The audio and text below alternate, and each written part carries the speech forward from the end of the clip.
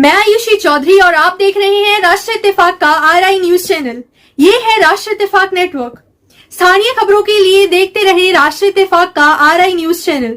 अब हेडलाइन। अंतर्राष्ट्रीय पटल पर चमकी वेंकटेश्वर यूनिवर्सिटी। प्रति कुलाधिपति डॉक्टर राजीव त्यागी के नेतृत्व में रचा सफलता का नया इतिहास।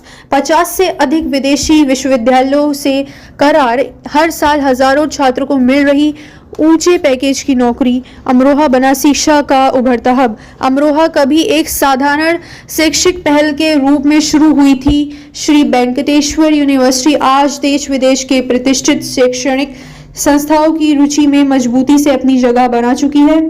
जनपद अमरोहा की यह यूनिवर्सिटी न केवल क्षेत्र की पहचान बन रही है, बल्कि उत्तर प्रदेश के शिक्षा मानचित्र पर भी तेजी से उभरते हुए एक बड़े केंद्र के रूप में स्थापित हो रही है।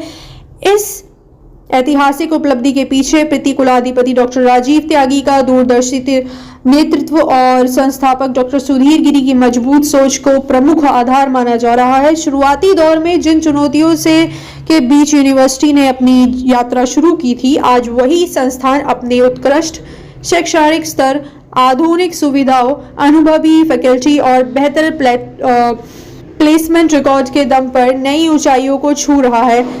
साथ खड़े हैं शिक्षाविद वेंकटेश्वर यूनिवर्सिटी के कुलाधिपति प्रति कुलाधिपति जी आदरणीय डॉक्टर राजीव त्यागी जी।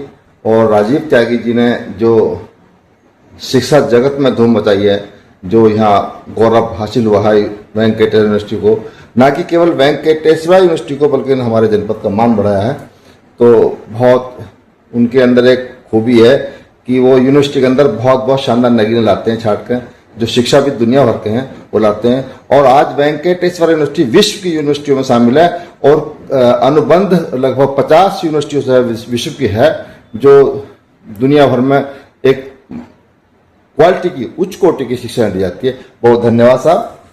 कैसे हैं आप? बहुत अच्छा मैम।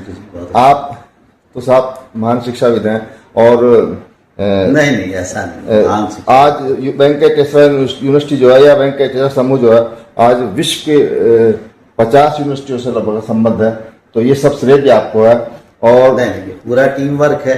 देखिए ऐसा होता है, टीम वर्क तो आपको नेतृत्व में था ना ही कोई व्यक्ति महान होता, संस्था महान होती है, संस्था ही बड़ी होती है, व्यक्ति कभी नहीं होता।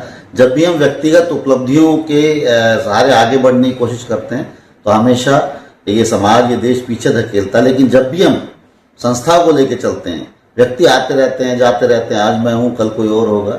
संस्थाएं हमेशा जीवित रहती हैं, सदियों अनंतर काल से चली आ रही हैं, कालांतर से चली आ रही हैं। तो संस्था सबसे प्राचीन सबसे तो इसलिए संस्था सबसे बड़ी होती है। हम भगवान श्री वेंकटेश्वरा के इस पावन मंदिर में बैठे हैं और सबकी हमकी मिलकर ये कोशिश होती है कि इस ग्रामीण एरिया में हमारा दूसरा संस्थान मेरठ में है, हमारा उससे पहले संस्थान अरुणाचल प्रदेश में विश्वविद्यालय है, तो चाहते तो इसे नोएडा या मेरठ में भी एक दूसरा विश्वविद्यालय मेडिकल खोले। लेकिन एक अंत्योदय तक जो सरकार का नारा भी कि अंत्योदय तक उच्च शिक्षा की पहुंच सुनिश्चित हो सके, उसके लिए ये विश्वविद्यालय मतलब कोने में बैठे आम छोर तक, देश के अंतिम छोर तक, अंतिम व्यक्ति तक शिक्षा की पहुंच सुनिश्चित हो सके, इसके लिए हम लगातार काम कर रहे हैं। और सभी आप सब लोगों का भी, पत्रकार बंधुओं का भी, पुलिस का, प्रशासन का, राजनीतिक पार्टियों का, सामाजिक संगठनों का और स्वयंसेवी संस्थाओं का, सबका योगदान है। तो ये अकेले मेरा नहीं है, राजीव त्यागी तो छोटा सा कार्य करता है, हम लोग लगातार। ये तो आपकी मानता है साहब, ये तो आपकी मानता। अंधेरे से उजाले की ओर ले जाना है शिक्षा है, और सीखने की कोई उम्र नहीं होती। बिल्कुल। तो ये जो शिक्षा का दीप है ये अनंत है। अब वर्तमान में जो हमारे छात्र हैं उसके बारे में पूछ जाऊंगा कि मतलब यूनिवर्सिटी के कि कुछ लोग ऐसे हैं कि वो सीखना नहीं चाहते। देखिए ऐसा है, जब सीखने की उम्र नहीं होती। आपने हम लोग जो ना बिल्कुल एक तरह से झटके में विश्वास करते हैं, एक सेकंड में हमें सारी नॉलेज मिल जाए, गूगल महाराज से सारा ज्ञान, गूगल देवता से सारा ज्ञान मिल जाए, पढ़ना नहीं चाहते, लाइब्रेरी में समय नहीं बिताते हैं। आप तो बुद्ध को मानते हैं, तो बुद्ध ने कहा जब तक आप अंदर तक नहीं उतरेंगे, बुद्ध ने कहा कि मैं भीतर गया तो मैं भी तर गया। बुद्ध की धरती यानी कि मैं अपने अंदर गया और मैंने सुपरफिशियल नहीं अंतर मन तक तलाशा, तो मैं भी इस भवसागर से पार हो गया, मैं भी तर गया। तो अगर बच्चे चाहते हैं, आज की युवा पीढ़ी चाहती है, उनको तुरंत चाहिए, झटके में चाहिए कि सारा सब कुछ मिल जाए, ऐसा नहीं होता।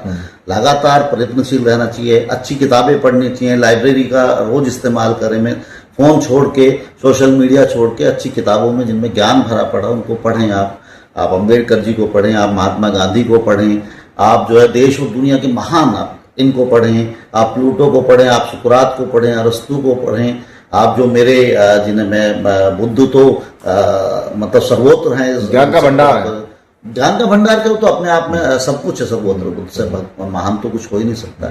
स्वामी विवेकानंद जी को पढ़ें, बुद्ध को पढ़ें, इन लोगों को पढ़ें, महापुरुषों की इनकी जीवनियाँ पढ़ें, इनके जीवन से आत्मसात हों और उन्हें अपने जीवन में उतारें। ना सिर्फ पढ़ें बल्कि उनके आचरण को अपने जीवन में उतारें, तो एक नए भारत का निर्माण में युवा पीढ़ी का बड़ा योगदान हो सकता है। वेंकटेश्वरा विश्वविद्यालय के पृथ्वी कुलाधिपति डॉक्टर राजीव त्यागी जी कह रहे थे कि छात्रों को किताबों से दूर नहीं होना चाहिए, और ये युवा जो पीढ़ी है जो गूगल पर सर्च करती है, मोबाइल सर्च करती है, किताबों को जितना नजदीक जाएगी उतना ज्ञान ज्यादा होगा, और किताबों से दूर होना ही बड़ा घातक है। इसलिए किताबों का आत्मसात रखें और पढ़ते रहें, पढ़ाते रहें। और ज्ञान वो चीज है कि जो खर्च करने से बढ़ता है, कम नहीं होता। डेफिनेटली मैं तो पत्रकार बंधुओं से भी कहता हूं कि इवन जैसे आप अपना प्रतिष्ठित अखबार निकालते हैं, आप देखते हैं कि सोशल मीडिया से अलग अखबार जाके पढ़ें, प्रिंट मीडिया पे जाएं तो आपको और ज्यादा है, क्योंकि सोशल मीडिया पे कोई एडिटोरियल कमांड ना होने के कारण भ्रामक और तथ्यहीन खबरें निकलती हैं।